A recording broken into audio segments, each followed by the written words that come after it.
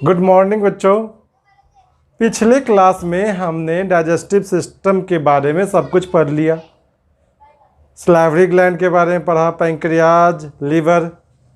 आज का टॉपिक बहुत ही ज़्यादा इम्पोर्टेंट है क्योंकि आज हम लोग पढ़ने वाले हैं digestion of food. Digestion of food को समझने के लिए हम इसको कंटिन्यूअसली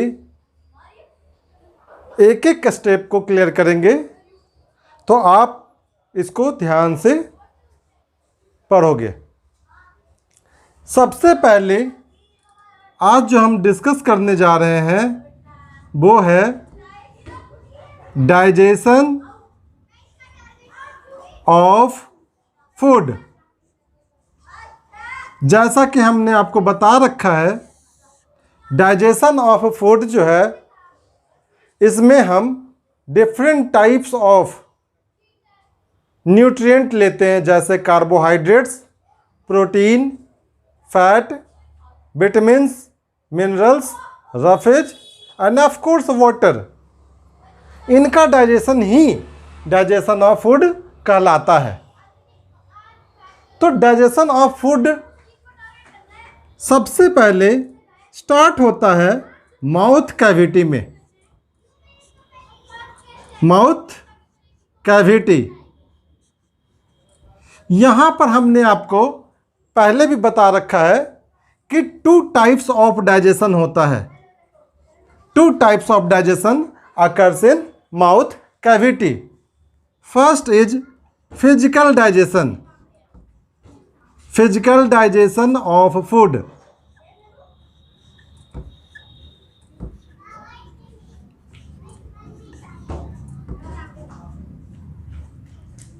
दूसरा केमिकल डाइजेशन। केमिकल डाइजेशन को हम लोग बायोलॉजिकल डाइजेशन भी कहते हैं। Chemical digestion of food. Chemical को हम लोग बायोलॉजिकल डाइजेशन भी कहते हैं क्योंकि इसमें एंजाइम्स पार्टिसिपेट करते हैं। तो माउथ कैविटी में physical digestion and chemical digestion दोनों होता है।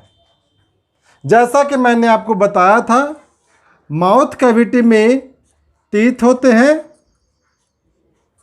टंग होते हैं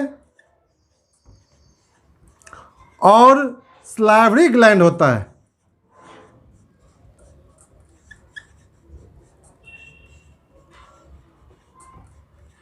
तो इन तीनों का काफ़ी इम्पॉर्टेंट रोल है digestion of food in mouth cavity में। टीथ के बारे में हम काफ़ी ज़्यादा डिटेल ऑलरेडी बता चुके हैं। यहाँ पर जो फिजिकल डाइजेशन है, ये टीथ के द्वारा होता है। टीथ में 4 टाइप्स ऑफ टीथ होते हैं: incisor, canine, premolar and molar. Incisor cutting करने का काम करता है, केनाइन टीयरिंग करने का काम करता है, premolar and molar chewing of food करता है। तो इस तरह से जो ब्रेकडाउन ऑफ फूड होता है, सबसे पहले माउथ कैविटी में वो टीथ के द्वारा होता है और इसी को हम लोग फिजिकल डाइजेशन ऑफ फूड कहते हैं।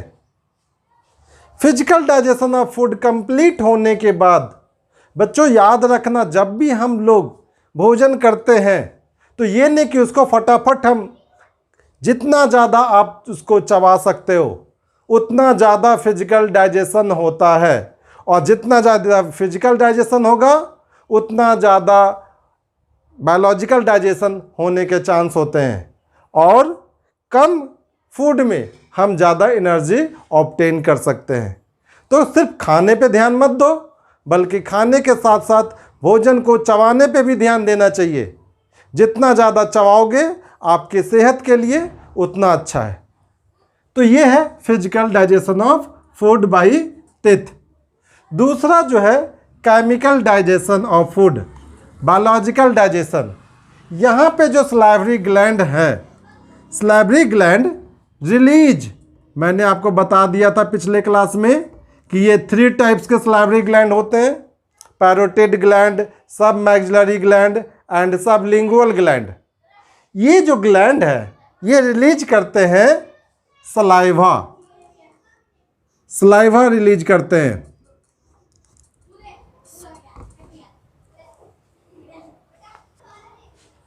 तो जो केमिकल डाइजेशन है और बायोलॉजिकल डाइजेशन है ये होता है with the help of salivary gland. After the physical digestion of food, salivary gland continuous release saliva. ये सलाइवा में 2 टाइप्स ऑफ एंजाइम्स होते हैं। एक सैलिवरी अमाइलेज,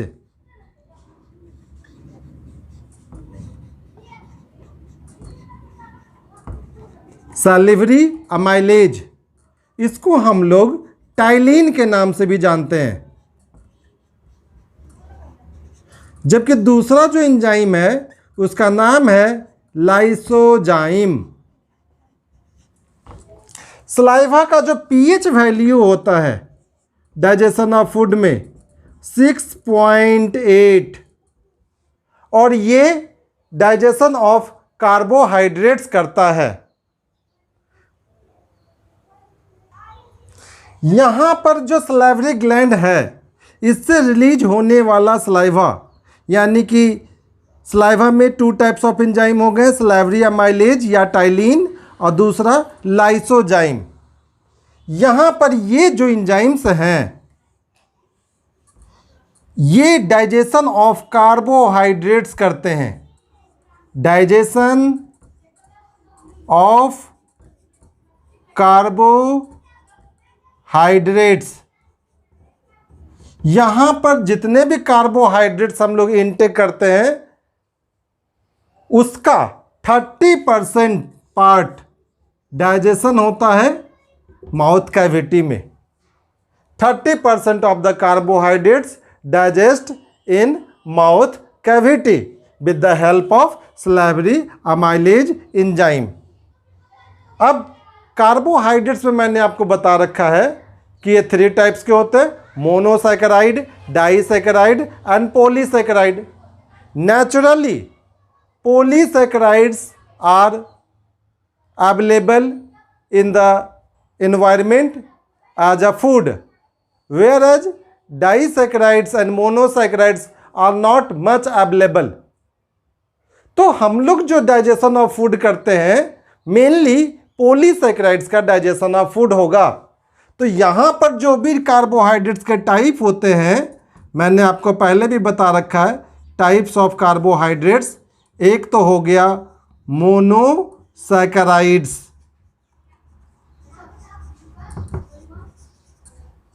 डाइसैकेराइड्स,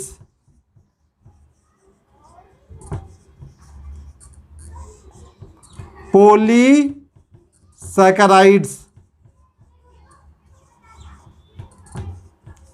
तो ये जो 3 टाइप्स ऑफ कार्बोहाइड्रेट्स हमने बताया, यहां पर जो डाइजेशन होता है वो होता है मेनली पॉलीसैकेराइड्स का। मुख्य रूप से जो भी डाइजेशन ऑफ फूड हम लोग करते हैं पॉलीसैकेराइड्स का ही करते हैं। पॉलीसैकेराइड्स में एक तो हो गया हमारा ग्लाइकोजन, दूसरा हो गया स्टार्च और तीसरा हो गया सेल्यूलोज। यहां पर मैंने आपको बता रखा है कि ग्लाइकोजन का सोर्स एनिमल है। अब इंडिया में लोग एनिमल एज ए, वो तो हमारा मेन फूड है नहीं एनिमल कि हम हर टाइम एनिमल को ही फीड करेंगे। सेलुलोज हम डाइजेस्ट कर नहीं सकते। मुख्य रूप से जो डाइजेशन ऑफ फूड होता है वो है स्टार्च। तो यहाँ पर जो माउथ कैविटी है ना, हम जिस कार्बोहाइड्रेट्स का डाइजेशन की बात कर रहे हैं वो है स्टार्च। तो यहाँ पर जो स्टार्च है इस स्टार्च को डाइजेस्ट कौन करेगा? Salivary amylase. सलाइवरी अमाइलेज का दूसरा नाम क्या हो गया? टाइलिन। तो ये जो सलाइवरी अमाइलेज एंजाइम है यही स्टार्च को डाइजेस्ट करेगा सलाइवरी अमाइलेज स्टार्च को कन्वर्ट कर देगा मैल्टोज प्लस डेक्स्ट्रीन, मैल्टोज प्लस डेक्स्ट्रीन में कन्वर्ट कर देगा। तो यहाँ पर जो मुख्य रूप से माउथ कैविटी में जो after the physical digestion of food जो केमिकल डाइजेशन हुआ, जो बायोलॉजिकल डाइजेशन हुआ, वहाँ पर स्टार्च को कन्वर्ट कर दिया गया मैल्टोज और डेक्स्ट्रीन में with the help of enzyme salivary amylase, जैसा कि इसका दूसरा नाम है टाइलिन। और इसका पीएच वैल्यू कितना हो गया 6.8। This is the pH value of ptyalin. दूसरा जो एंजाइम माउथ कैविटी में है लाइसोजाइम, इट इज एंटीबैक्टीरियल। ये एंटीबैक्टीरियल होता है, यानी कि अगर फूड में किसी भी तरह का बैक्टीरिया या कोई अदर माइक्रो ऑर्गेनिज्म प्रेजेंट है तो ये लाइसोजाइम उस बैक्टीरिया को यहीं पे डिस्ट्रॉय कर देगा, ख़त्म कर देगा। तो यहाँ पर तीसरा जो टंग है, it mixes the food with saliva.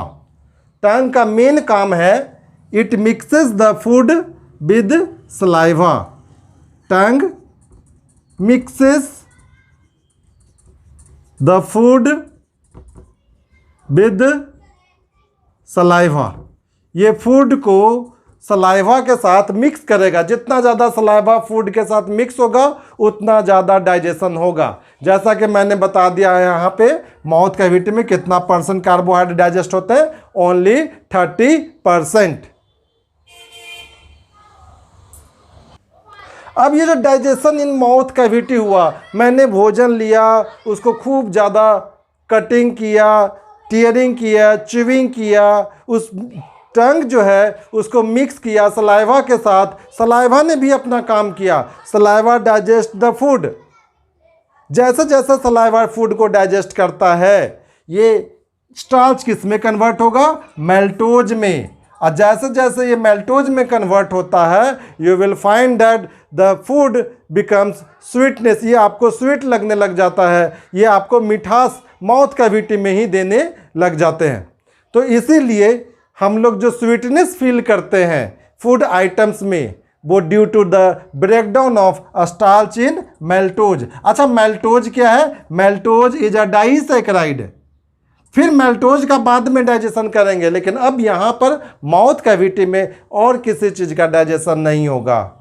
फिर ये डाइसैकेराइड है, ये टूटेगा मोनोसैकेराइड में। यहाँ पर जितने भी फूड हैं, जब मैंने उसको दांतों से चबाया, टंग से उसको मिक्स किया, सलाइवा ने अपना काम किया, फिजिकल डाइजेशन हुआ, केमिकल डाइजेशन हुआ, तो जो फूड का स्ट्रक्चर है अब जो हमें दिखाई देता है, the digested food in the mouth cavity is called bolus. तो यहाँ पर जो भी डाइजेस्टेड फूड है इन mouth cavity, digested food in mouth cavity is called bolus. हम इसको बोलस कहते हैं। तो यहाँ पर कभी आप भोजन को चबाकर आप उसको बाहर निकाल देते हैं तो जो आपको अच्छा सा बिल्कुल भी स्ट्रक्चर दिखाई नहीं देता है, दैट इज बोलस। अब जो डाइजेस्टेड फूड है जिसको मैंने नाम दिया बोलस, अब ये बोलस कहाँ जाएगा? तो ये जाएगा इसोफेगस में। अब यहाँ पे मैं आपको बता रहा हूँ, यहाँ पर जो हमने आपको बताया था कि डाइजेशन ऑफ फूड जो है this is nasal chamber, nasal chamber.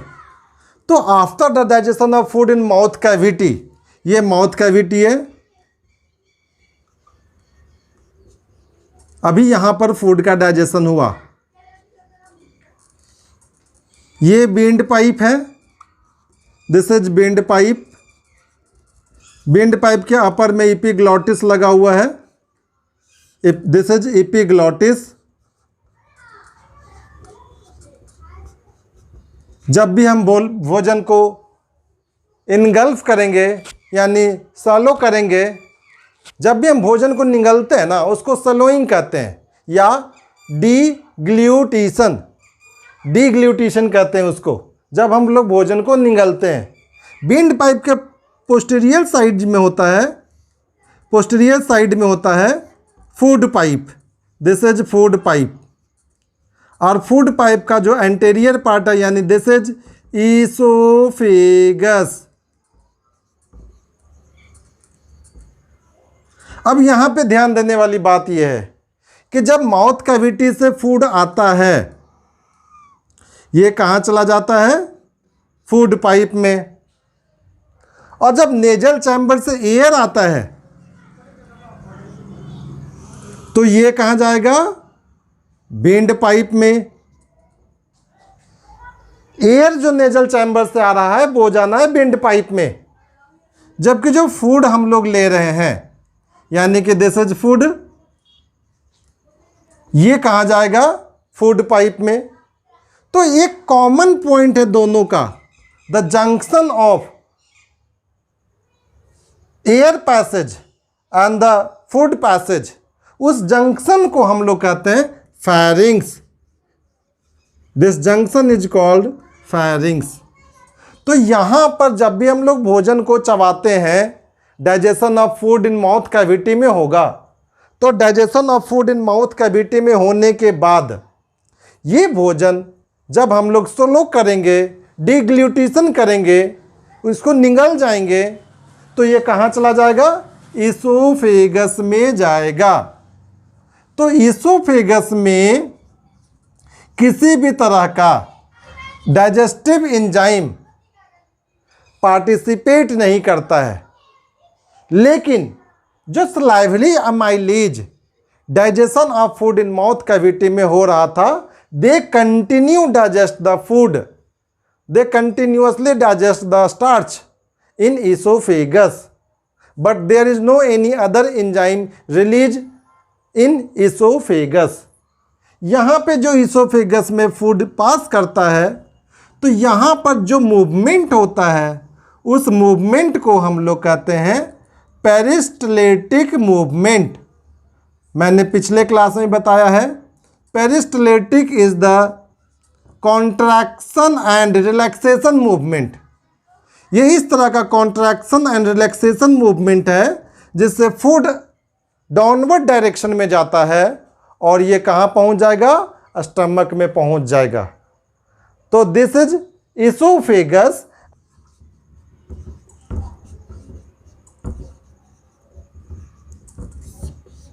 It passes the bolus into the stomach. अब आप पूछोगे सर तो यहाँ पे OESOPHAGUS ईसोफेगस लिख दिए हैं और यहाँ पे सर ने O नहीं लिखा। एक्चुअली ईसोफेगस में O साइलेंट होता है। O is always silent in oesophagus.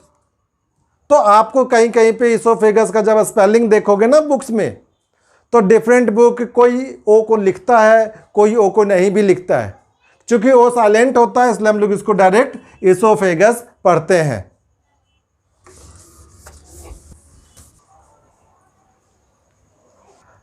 अब ईसोफेगस से जो बोलस स्टमक में आया तो अब हम लोग देखेंगे digestion of food in stomach.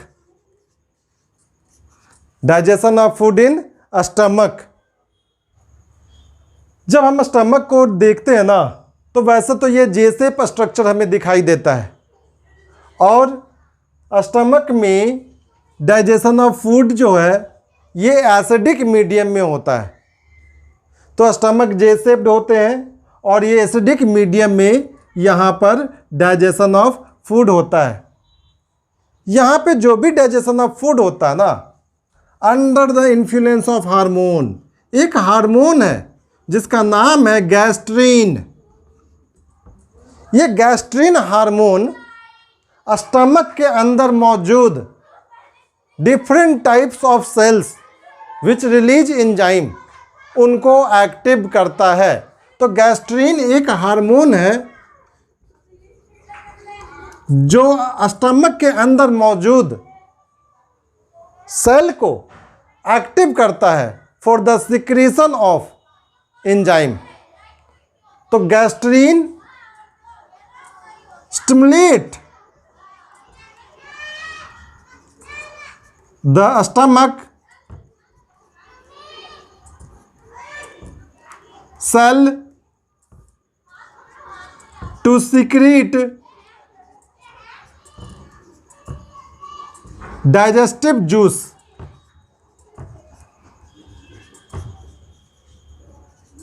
Gastrin hormone जो है स्टमक में जो मौजूद सेल हैं, कौन से सेल स्टमक में मौजूद है, मैंने आपको पहले बता रखा है। Peptic cells, oxyntic cells, mucus cell, mucus cell release mucus, oxyntic cell release HCl,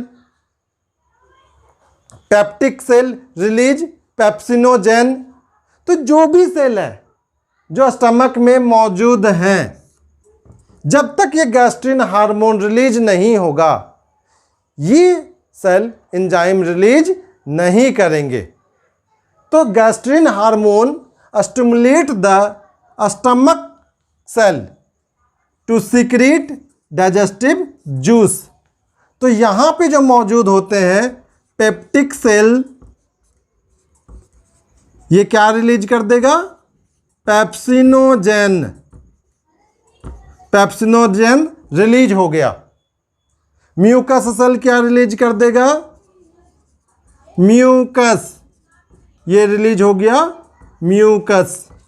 oxyntic cell क्या रिलीज कर दिया, तो HCl। और भी बहुत सारे सेल हैं जो अपने अपने एंजाइम्स को रिलीज करते हैं under the influence of hormone gastrin. इन्हीं सब के कॉम्बिनेशन ऑफ एंजाइम को हम लोग डाइजेस्टिव जूस या इनको हम लोग गैस्ट्रिक जूस भी कहते हैं, गैस्ट्रिक जूस। अब ये गैस्ट्रिक जूस जो है ना, यही डाइजेशन ऑफ फूड करेंगे इन स्टमक। HCl के बारे में, HCl जो है सबसे पहले it kill the bacteria present in food, it kill the bacteria. ये मैंने प्लस एंटी लिखा हूं, प्रेजेंट का साइन है, present in food.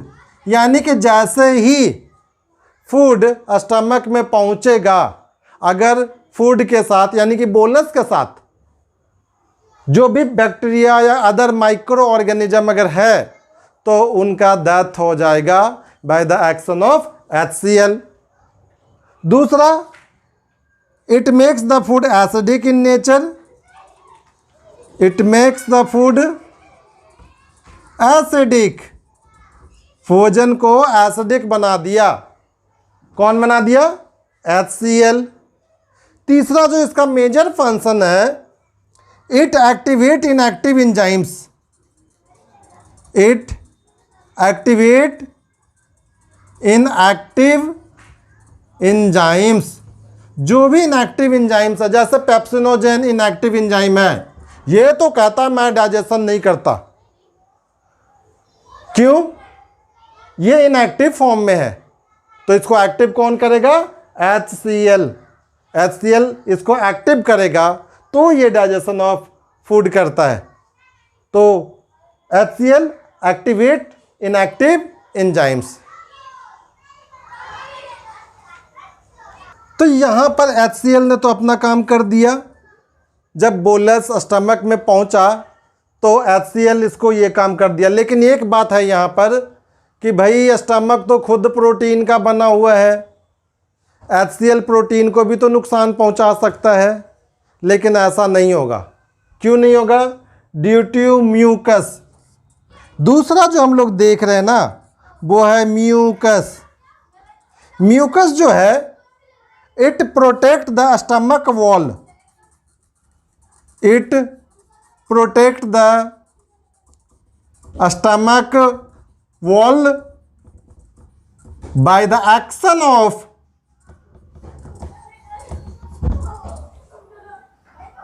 HCl and other active enzyme. जो डाइजेशन ऑफ फूड स्टमक में होने के बावजूद हमारे स्टमक को कोई नुकसान नहीं होता है ड्यू टू म्यूकस। ये म्यूकस प्रोटेक्ट करता है हमारे स्टमक वॉल को by the action of HCl and other active enzymes. ये हमारे स्टमक में फूड को डाइजेशन तो होने देता है, लेकिन स्टमक वॉल को प्रोटेक्ट कर लेता है।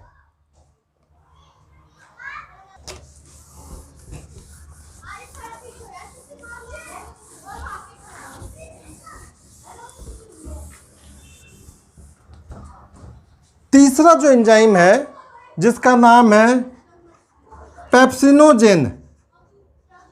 मैंने कहा था pepsinogen is inactive in nature. भाई ये तो डाइजेशन करेगा नहीं। Pepsinogen inactive in nature.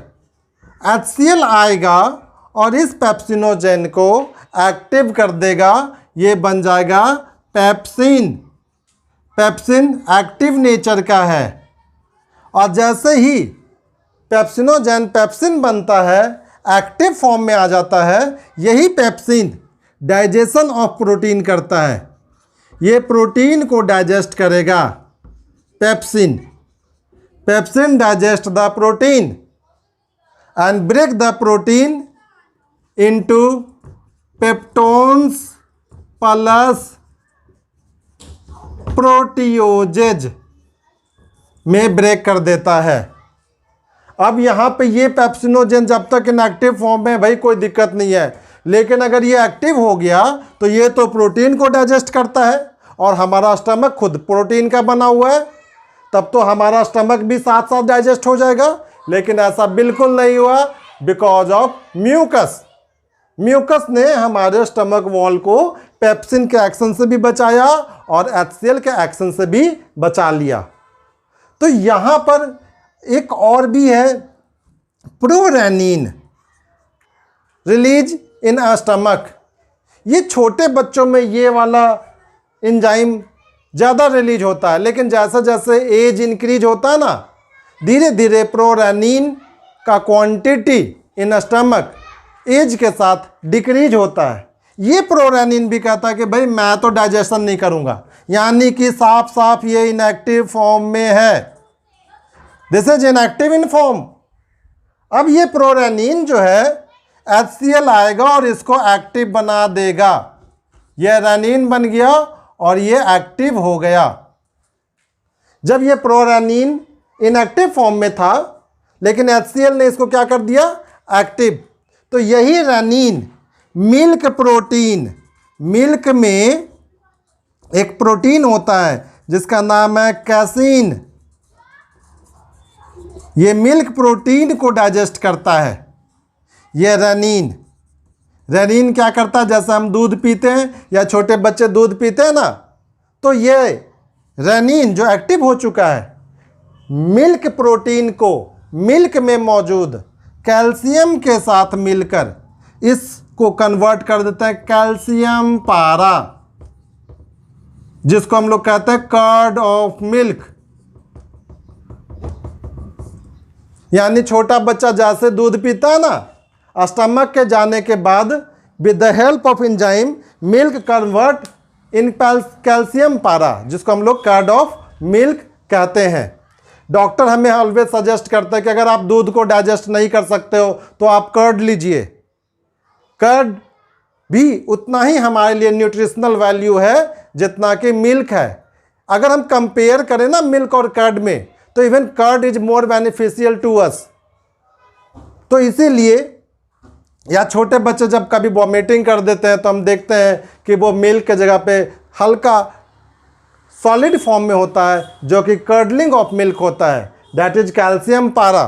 Further इसका डाइजेशन होता है।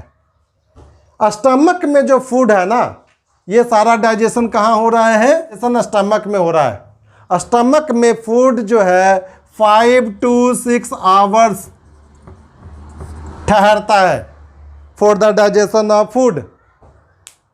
इसीलिए मैं आपको बता रहा हूं कि जब भी आप भोजन लें और आपको प्यास भी लग जाए, तो बच्चे आप पहले पानी पी लें, रेस्ट कर लें, हाफ एन आवर के बाद भोजन करें।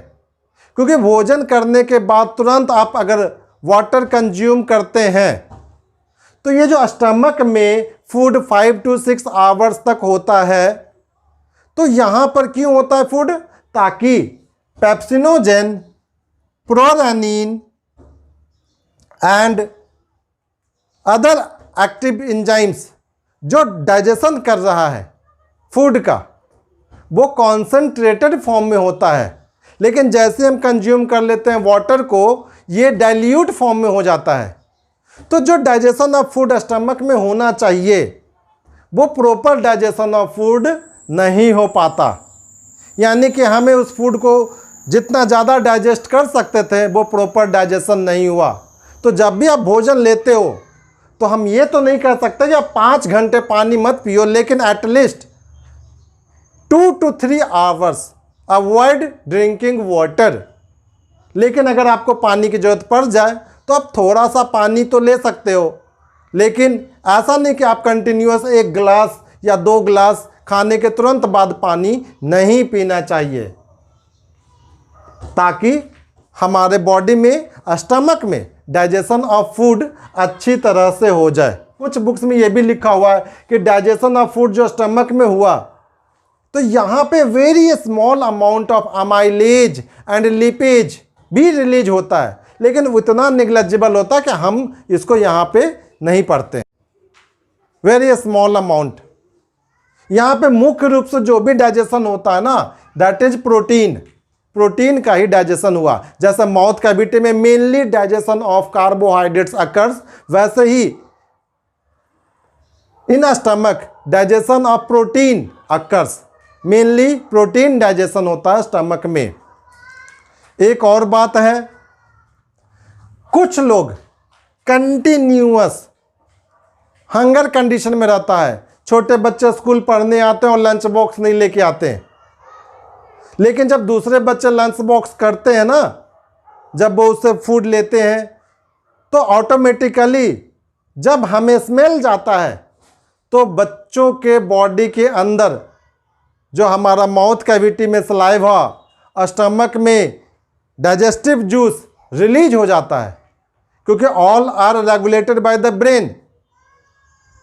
अब एक दिन अगर ऐसा हो जाए तो हमारा म्यूकस तो स्टमक वॉल को बचा लेगा, लेकिन ऐसा अगर आप कंटिन्यूटी ऑफ द फूड, अगर आप फूड कभी भी टाइम पे नहीं लेते हो, तो अगर म्यूकस स्टमक वॉल को नहीं बचा पाया by the action of HCl and pepsin, तो यहाँ पर हमारे स्टमक वॉल में बहुत सारे छोटे छोटे या बिग साइज के भी घाव हो सकते हैं, जिसको हम लोग कहते हैं peptic ulcer. Peptic ulcer. Peptic ulcer होने का जो मेन कारण है स्टमक में, वो फूड आइटम टाइम पर फूड को ना लेना। अब मैं सुबह भूखा निकलूं और मुझे भूख लग चुकी है, लेकिन मैं इनटेक ऑफ फूड ना करूं, लेकिन हमारे बॉडी के अंदर enzymes will release. Stomach wall से एंजाइम तो रिलीज हो चुका है, अब ये किसको नुकसान पहुंचाएगा? तो हमारे स्टमक वॉल को पहुंचाएगा नुकसान, तो हमें हो जाएगा पेप्टिक अल्सर। तो अब to avoid the peptic ulcer we should always take the food on time.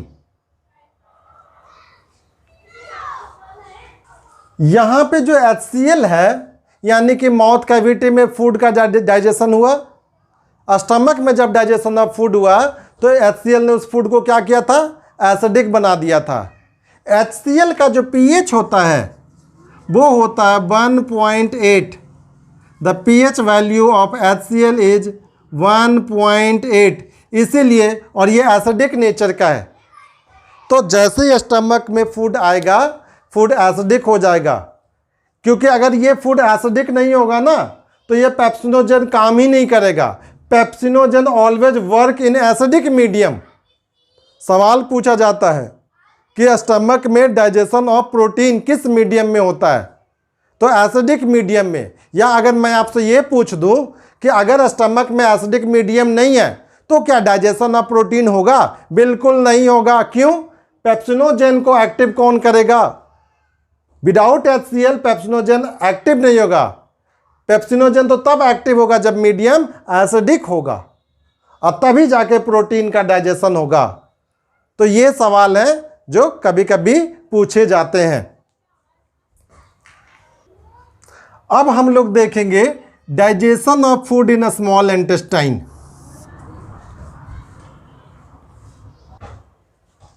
तो digestion of food in small intestine.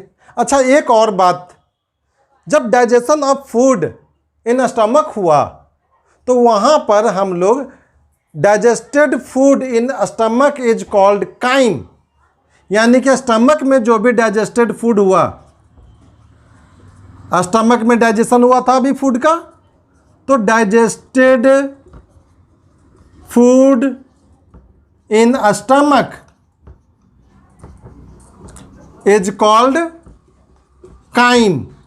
हम लोग उसको काइम कहते हैं। जब कभी कभी वॉमिटिंग करते हैं ना तो पता चलता है कि काइम बाहर आ गया थ्रू माउथ कैविटी, तो वो काइम होता है। ये जो हनी बी है ना, जब हम लोग शहद खाते हैं तो ये शहद जो है काइम है हनी बी का।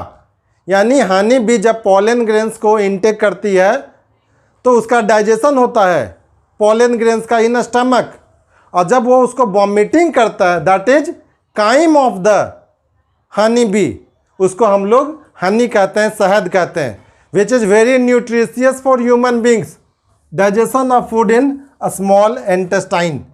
स्मॉल इंटेस्टाइन में ऑब्वियस 3 पार्ट्स मैंने बताया था, ड्यूडेनम, जेजेनम, इलियम। ड्यूडेनम, यहां पे 4 हार्मोन्स का काम है which is very essential. First, enterogastrone. Enterogastrone. The second is cholesterokinin. The third, secretin. And the fourth, enterokinin.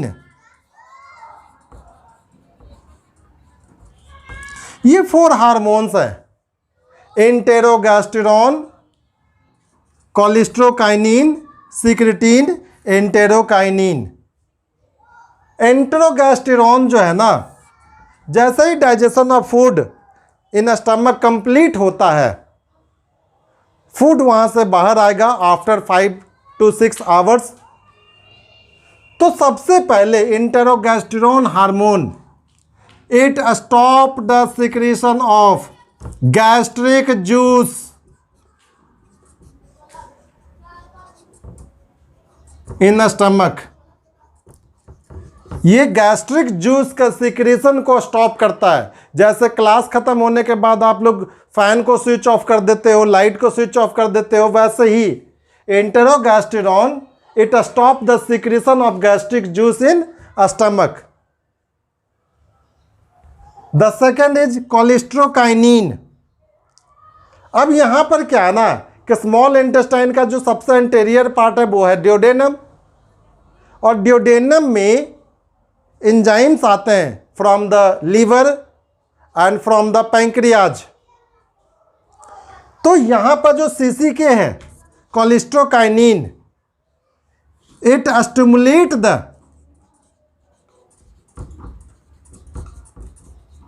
Gall bladder of liver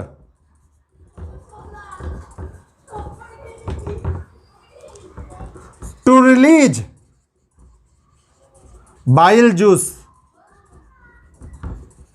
ये गॉल ब्लैडर को स्टिमुलेट करता है for the secretion of bile juice. उसी तरह से secretin it stimulate the pancreas for the secretion of pancreatic juice, ताकि duodenum में gall bladder से बाइल जूस भी आ जाए और पैंक्रियाज से pancreatic juice. And the fourth is enterokinase. It stimulates the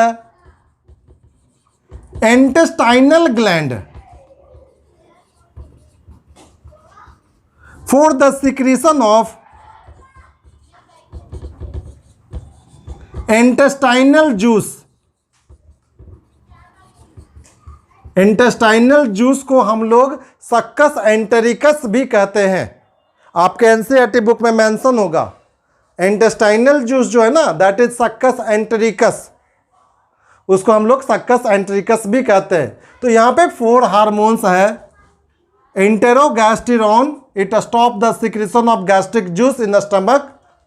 कोलेस्ट्रोकाइनिन, it stimulate the gall bladder to release bile juice. Secretin, it stimulates the pancreas for the secretion of pancreatic juice. Enterokinin, it stimulates the intestinal gland for the secretion of intestinal juice. अब हम लोग देखेंगे duodenum U shape का होता है।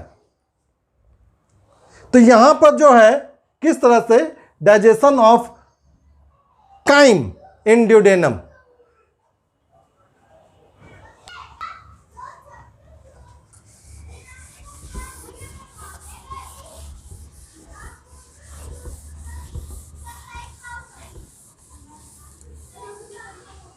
अब यहां पर जो digestion of chyme in duodenum, यहां पे जो ड्यूडेनम में डाइजेशन ऑफ काइम होगा, तो सबसे पहले हम लोग, जैसा कि मैंने अभी बताया था कि कोलेस्ट्रोकाइनिन ये गॉल ब्लैडर को, it stimulate the gall bladder for the secretion of bile juice. ये बाइल जूस जो है ना, अभी जो काइम आ रहा है ड्यूडेनम में वो एसिडिक नेचर का है। ये बाइल जूस तुरंत उसको अल्कलाइन मीडियम में बदल देगा। Change the acidic food in alkaline medium. Alkaline medium में बाइल जूस कन्वर्ट कर देता है। अच्छा, ये गॉल ब्लैडर से स्टिमुलेट कौन सा एंजाइम किया? कोलेस्ट्रोकाइनिन। तो बाइल जूस ने क्या किया? सबसे पहले change the acidic food in alkaline medium. दूसरा जो इसका काम है, it emulsify the fat molecules. जो बिग फैट मॉलिक्यूल्स है ना, जब इस पर बाइल जूस का एक्शन होता है तो ये छोटे छोटे फैट मॉलिक्यूल्स में टूट जाते हैं।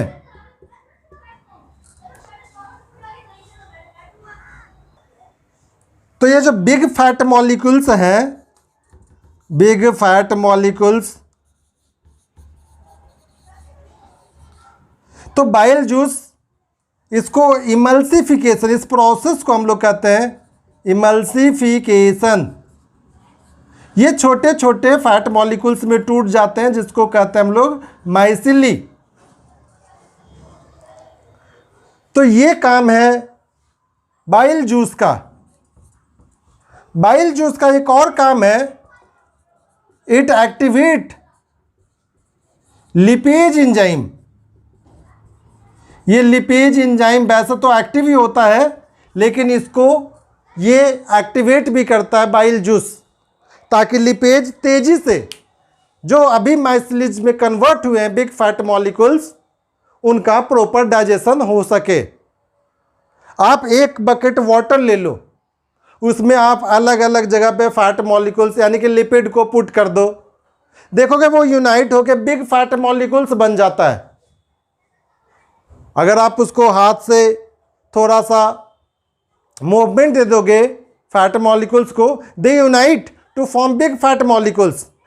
लेकिन जब हम बाइल जूस के द्वारा उसका ब्रेकडाउन करते हैं ना, तो इमल्सिफिकेशन होने के बाद दे डू नॉट यूनाइट, और तुरंत लिपेज आके इसको डाइजेस्ट कर देता है। तो ये सारा कुछ कहाँ हो रहा है? ड्यूडेनम में। तो ड्यूडेनम में सबसे पहले एसिडिक फूड मीडियम को अल्कलाइन मीडियम में चेंज किया गया, दूसरा इमल्सिफिकेशन किया गया किसका? फैट मॉलिक्यूल्स का। बाइल जूस डाइजेस्ट कर देता है फूड को, साइमल्टेनियसली पैंक्रियाज से स्टिमुलेट करने का काम करता है secretin. Secretin stimulate the pancreas and release pancreatic juice. Pancreas release pancreatic juice. Pancreatic juice के पास बहुत सारे एंजाइम्स होते हैं, जैसे trypsinogen, काइमोट्रिप्सिनोजेन, trypsinogen, काइमोट्रिप्सिनोजेन, pro carboxy peptidase, amylase, lipase, nuclease, pancreatic juice से रिलीज होने वाले एंजाइम्स हैं। लेकिन इसमें जो मेनली जो इंपॉर्टेंट है वो ट्रिप्सिनोजेन, अमाइलेज और लिपेज एंड न्यूक्लिएज। तो ये सारे एंजाइम्स जो है पैंक्रियाटिक जूस में मौजूद होते हैं and come from the pancreas. मैंने अभी कुछ समय पहले एक 4 हार्मोन्स बताया था। उस 4 हार्मोन्स में बाद एक एंजाइम्स को डिस्कस करना था जो मैंने वहाँ पर नहीं किया, अब मैं करने जा रहा हूँ। ये ट्रिप्सिनोजेन जो है ना, या काइमोट्रिप्सिनोजेन है, या प्रोकार्बोक्सी पेप्टाइडेज है, सब इनएक्टिव फॉर्म में है। They do not participate in the digestion. तो यहां पर ट्रिप्सिनोजेन को एक्टिव करने के लिए एक एंजाइम आता है जिसका नाम है enterokinase. This enterokinase, trypsinogen is inactive in nature.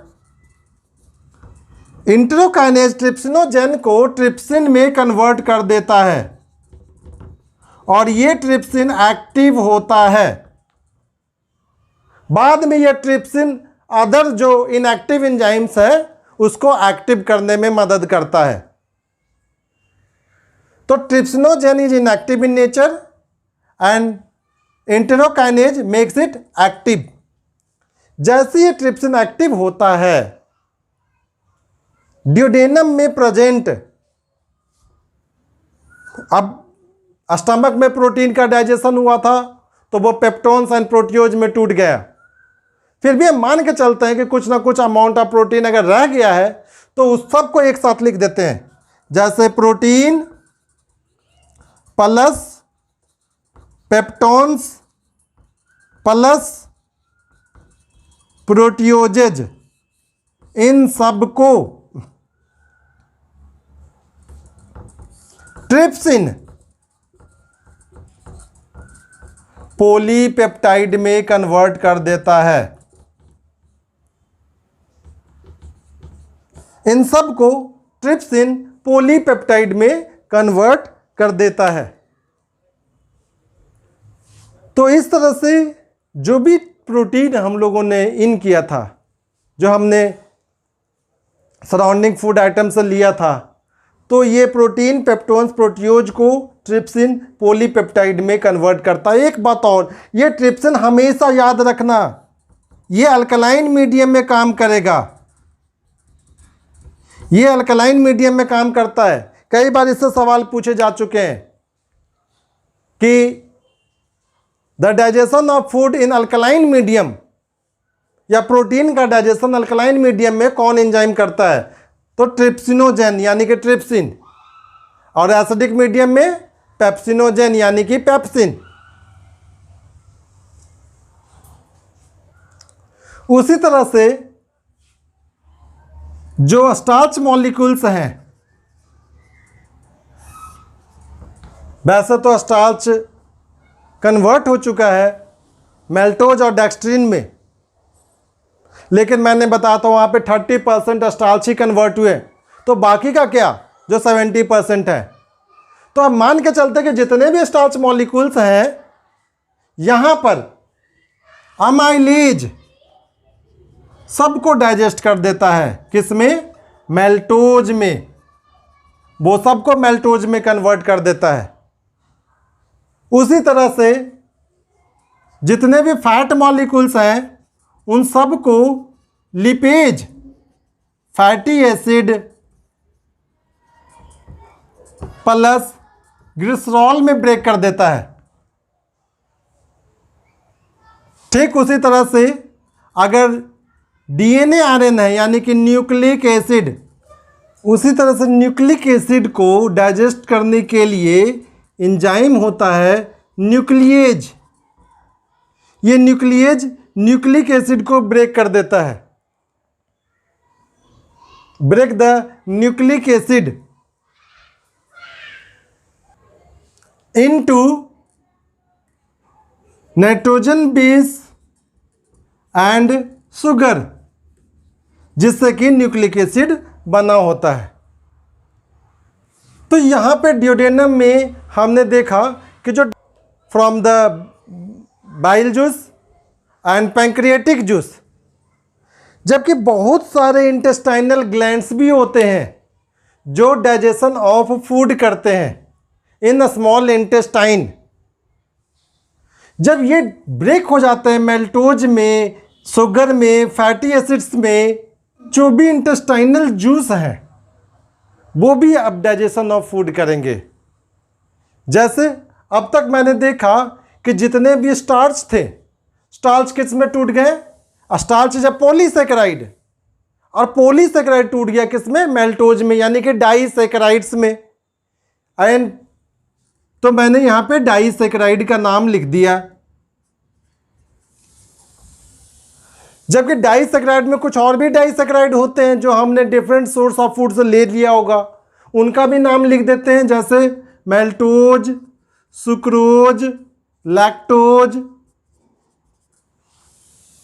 इसके बाद जो प्रोटीन का डाइजेशन हुआ, तो प्रोटीन किस में ब्रेक कर गया था? पहले तो पेप्टोन्स एंड प्रोटीओज में, फिर किस में ब्रेक हो गया? पॉलीपेप्टाइड में। अब ये पॉलीपेप्टाइड मैं लिख देता हूं, हो सकता है कि कुछ पॉलीपेप्टाइड के साथ कार्बोक्सी ग्रुप लगा हुआ है, तो वो हो गया कार्बोक्सी पॉलीपेप्टाइड, कार्बोक्सी पॉलीपेप्टाइड। अगर दो पेप्टाइड है तो डाईपेप्टाइड। उसी तरह से अगर फैट मॉलिक्यूल्स बचा हुआ है डाइजेशन के लिए, तो फैट मॉलिक्यूल्स मैंने लिख दिया। यहां पे जो नाम है ना इंटेस्टाइनल जूस का, ये नाम होता है सबस्ट्रेट के नाम पे ही होता है। जैसे सबस्ट्रेट मेल्टोज है तो इसका नाम है maltase, sucrose sucrase, lactose lactase, polypeptide polypeptidase, carboxy polypeptide dipeptide dipeptidase, fat lipase. अब ये मेल्टोज किस में टूटेगा? आपको पता है मेल्टोज जब टूटता है तो ग्लूकोज प्लस ग्लूकोज में टूटता है, जो कि मोनोसेकेराइड है। सुक्रोज ग्लूकोज प्लस फ्रुक्टोज में टूट जाएगा, लैक्टोज ग्लूकोज प्लस ग्लैक्टोज में टूट जाएगा। इस तरह से कंप्लीट डाइजेशन ऑफ कार्बोहाइड्रेट्स। जो प्रोटीन है ये सब अमाइनो एसिड में टूट जाएंगे,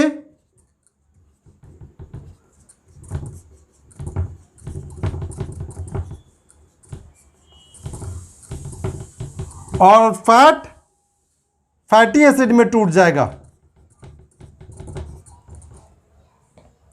इस तरह से स्मॉल इंटेस्टाइन में with the help of bile juice, pancreatic juice and intestinal juice, जिसको हम सक्कस एंट्रिकस भी कहते हैं, इनके मदद से complete digestion of food in small intestine होता है। अब इसका जो एंटीरियर पार्ट है ड्यूडेनम, उसमें तो डाइजेशन ऑफ फूड होता है, जबकि जो पोस्टीरियर पार्ट है इलियम, इसमें एब्जॉर्प्शन ऑफ डाइजेस्टेड फूड होता है। इनके पास number of villi very large food को इलियम में एब्जॉर्ब किया जा सके। तो जितने भी फूड है यहाँ पर जो ड्यूडेनम में डाइजेशन ऑफ फूड होता है ना, उसको हम लोग कहते हैं काइल। द डाइजेस्टेड फूड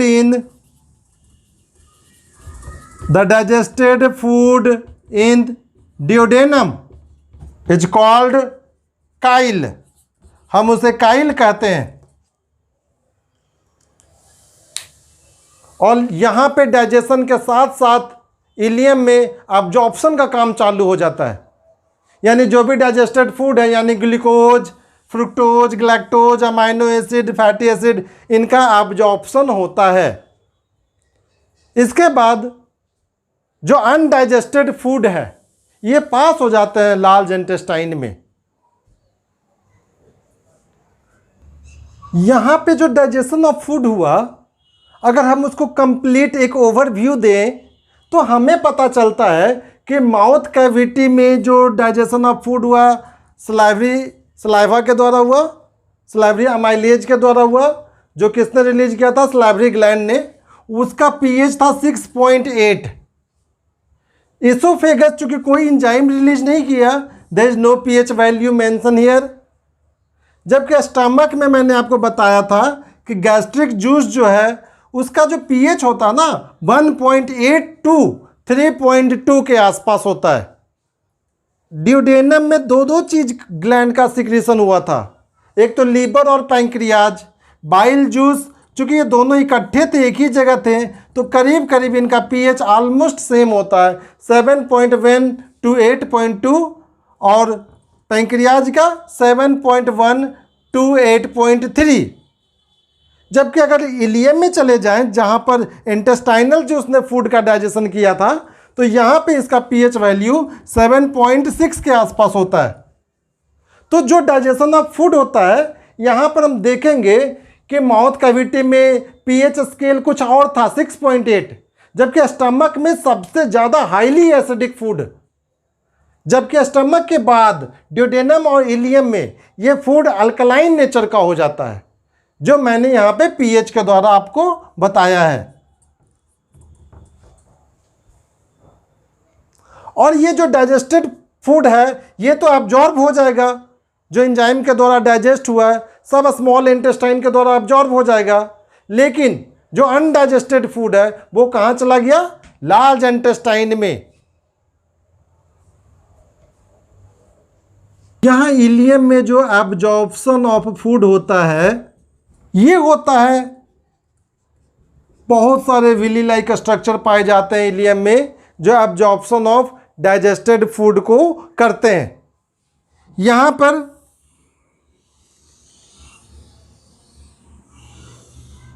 मैं एक स्ट्रक्चर बना रहा हूँ विली का, जिसमें हम उसके इंटरनल पार्ट्स को दिखाएंगे कि किस तरह से ये डाइजेशन ऑफ फूड को एब्जॉर्ब करता है, डाइजेस्टेड फूड को एब्जॉर्ब कैसे किया जाता है।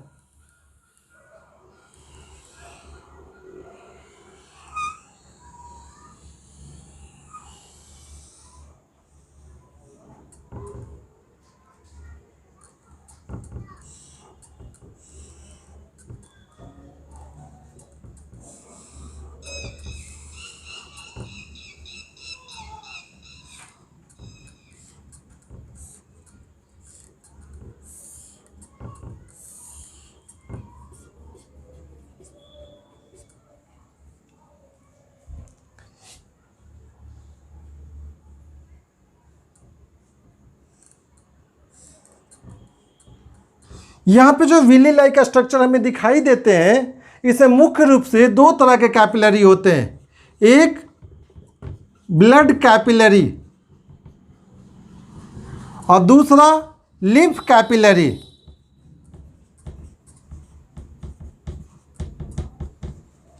ब्लड कैपिलरी जो है और दूसरा लिम्फ कैपिलरी।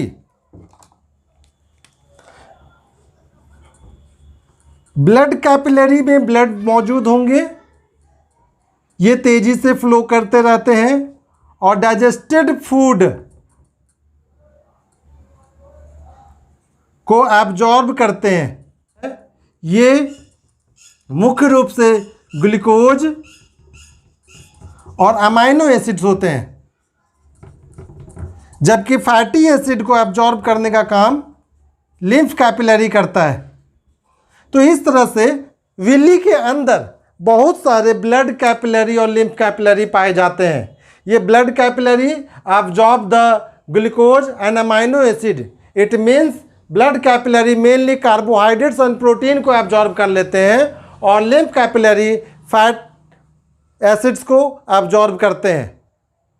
तो इस तरह से मैक्सिमम जो फूड आइटम है वो एब्जॉर्ब हो जाता है in small intestine, especially in ileum part. इसके बाद जो अनडाइजेस्टेड फूड है ना, वो चला जाता है लार्ज इंटेस्टाइन में। अब लार्ज इंटेस्टाइन तो एक काफ़ी लंबा पैसेज है, उसमें मैंने आपको बताया था सिक्कम है, कोलोन है, रेक्टम है, एनस है।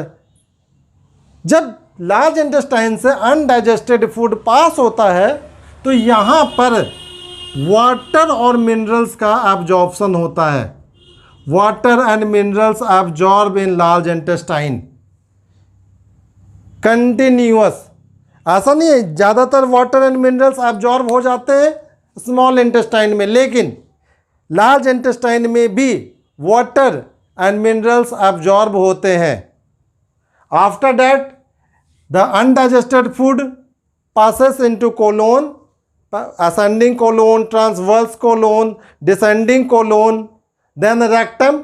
रेक्टम में जाके वो टेम्पररी स्टोर हो जाते हैं एंड फाइनली एनस के द्वारा वो बाहर चले जाते हैं, एग्जिट हो जाते हैं। तो इस तरह से लार्ज इंटेस्टाइन में कोलोन, रेक्टम, एनस के द्वारा